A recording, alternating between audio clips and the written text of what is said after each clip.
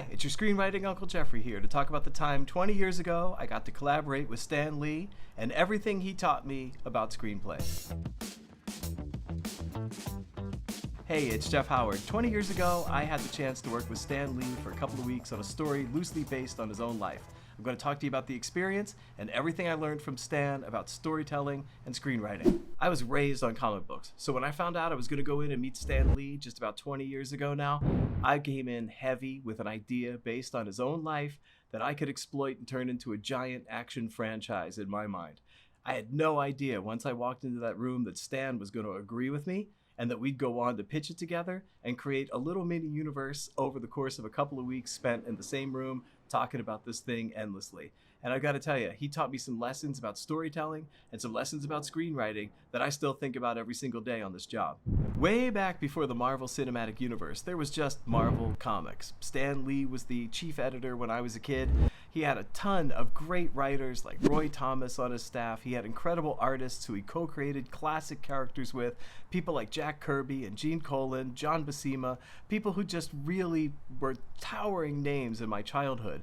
We've all been lucky enough to grow up now with the MCU living with us in movie theaters and doing such an amazing job of bringing these stories to life.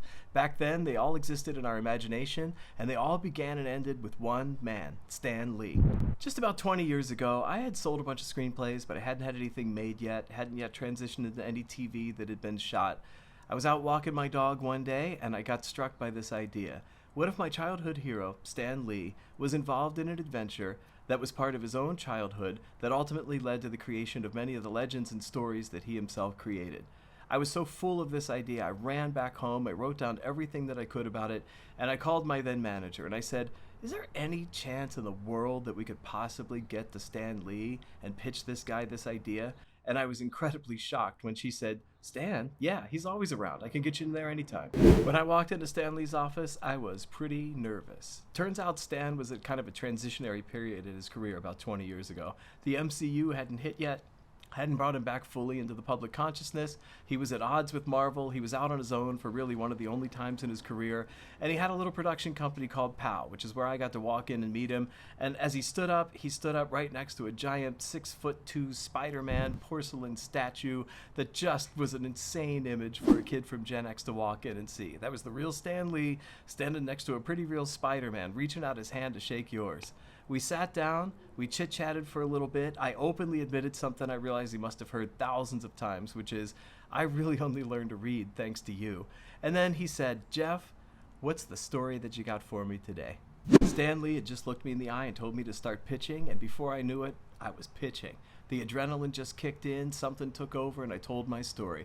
17-year-old Stan Lee, just like in real life, is working as a runner on a military base in the pre-dawning days of World War II, when he comes across an undercover OSS agent pretending to be an inefficient private a la Steve Rogers.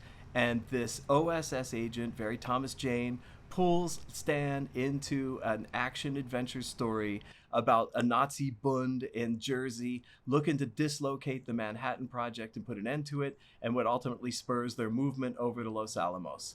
As I was telling the story, I was just so full of enthusiasm, and I didn't know what he'd say. And when I got to the big ending and wrapped it all up, he looked me in the eye and said, it's the story of my life, Jeff. I'm always Bucky. I'm never Captain America. I just finished pitching Stan Lee. I'm a sweaty mess, really don't want to get up from this seat right now and expose myself. Want to just sit there and see what this living legend of my childhood is going to say. And what he says is, yes, I'm in. And it was an out-of-body experience for me. And I remember we were talking about this and we were talking about that, but mostly what I remember from that day is he said to me, Jeff, I love this thing, but I got 3 big questions for you. And those 3 questions formed the basis of a lot of my technique over the next few years and what I eventually evolved into. And I think about them and him and that day all the time. First question he asked me, how can we make this bigger?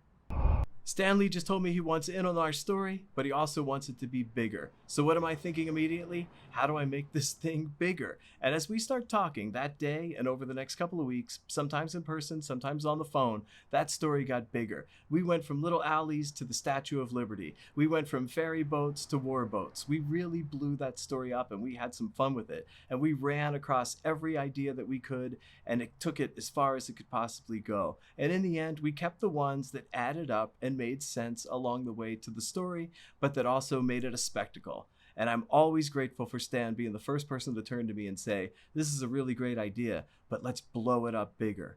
What was the second thing Stan came at me to say? He wanted to know why the people sitting in that theater were going to love him. Stan Lee was in. We'd already gotten through his first note about how we could make our story bigger, and now all we had to do was figure out how to make that character of Stan Lee all the more likable. And I knew that the answer couldn't be because you're Stan Lee, because he was only 17 at the time and he wasn't the Stan Lee that we know yet. So I drew inspiration from the master sitting right across the table from me. I took it from Stan's own life and from the characters that he created. What kind of person was young Stan Lee?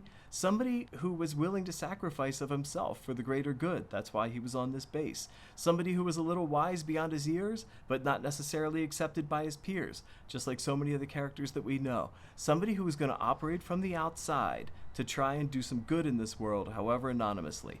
Once we drew on those elements, we landed on a character that Stan liked, which really made me feel better about myself as a writer, because if I couldn't make Stan Lee likable, I figured I might not belong in this business after all. I had Stan Lee attached to a project about Stan Lee. Gotten through his first note about how we were going to make this more of a spectacle, make it bigger. Gotten through his second note about how we were going to make the character of Stan Lee more likable. And now we were facing that third and final note. Stan wanted to know, what are people going to be talking about on the way home from this movie? And it occurred to me that he wasn't just talking about the big scenes. He wasn't just talking about liking the character. He was talking about what the movie made you feel. And it was the first time in my life, in my work, that I had ever asked myself, what's the theme of this story? What am I trying to tell people? And how do I even express theme in that way? And that's when I realized that you express theme through the journey of your lead character. And what is theme? It's the reasons that you wrote the story to begin with. Why did we write the story to begin with? Because we needed everyday heroes to step up and help us solve big problems. And that's what Stan Lee was all about in the end for me, and what the experience of being with Stan was all about. Watching him be such an influence in my life, watching him be such an influence in other people's lives, and watching him change the landscape of the way we consume entertainment. Couple of sales into my career, I had Stan Lee attached to a movie about Stan Lee. I was pretty much in heaven. We'd story conference together to work past his concerns about how we were going to make the story bigger and how we were going to make the character more likable. Now Stan wanted to focus on, what are people going to talk about on the way home? And it occurred to me one day while talking to him that we'd already talked about the characters, we'd already talked about the spectacle. What was left was the reasons why this story existed, the things that were going to motivate people. What was left was the theme. And I don't think I'd ever thought about theme in those strict terms before, but sitting there in the room with this legend himself, I said, it's because people want heroes, and people want to see everyday people step up and fill that gap between what must be done in our world and where we are right now. And he really seemed to enjoy that, and it really made me feel good. And he said something to me in that moment that I'll never forget. He said, Jeff, where were you in 1966 when I really could have used you? So what's a perfect Hollywood ending for this story about me and Stan Lee hatching a story about his childhood turning into an adventure that prefaces his own later comic book creations?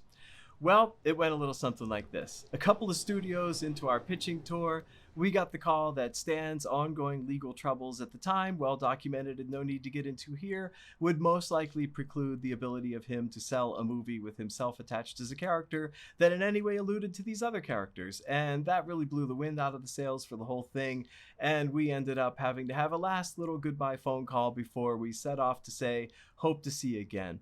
And I gotta tell you, I was still riding on air over that comment that Stan said to me about, I wish you'd have been around in 1966 to come and work with me. And I was driving home after that last meeting, and it occurred to me, I wonder if he just said that to a lot of people, you know? I wonder if that was just something that he said just as a kind, courteous thing to say to another writer, you know? And whether he really meant it or whether it was just one of those little Stan platitudes that he carried around, I just have to say that it touched me, and it's something I've carried around ever since. I think about it a lot. Sometimes I think about it before I'm going into a meeting. I think, it's good enough for Stan Lee. This ought to be fine. Anyway, I really hope that you all get an experience like this someday, that you get to touch up against one of your heroes. You hear a lot about how you shouldn't do it. I got to tell you, based on my experience with Stan, it was completely worth it. It was a lot of life lessons and a lot of smiles. I wish that for each and every one of you.